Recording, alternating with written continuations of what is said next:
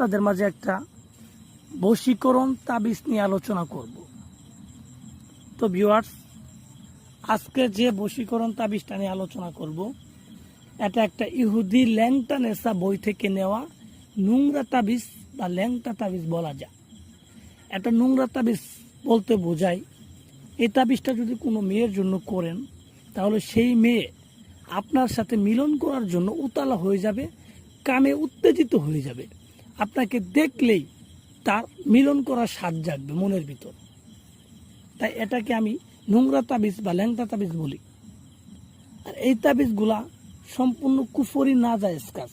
এটা কোনো ইসলামিক শরীয়ত ভিতরে নাই, সম্পূর্ণ ইসলামের শরীয়তের বাইরে কুফরি একটা কাজ, মারাত্মক ধরনের কুফরি।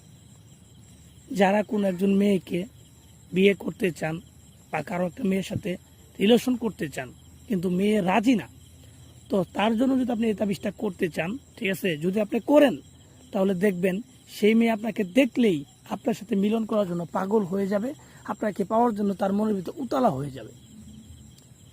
আর যদি আপনি এটা কোনো বিবাহিত মহিলার জন্য করেন, ঠিক আছে, আপনি নিজের স্ত্রীর জন্য যদি করেন, তাহলে দেখবেন আপনার স্ত্রী আপনাকে এতটা ভালোবাসবে যে আপনি কল্পনাও করতে পারবেন না।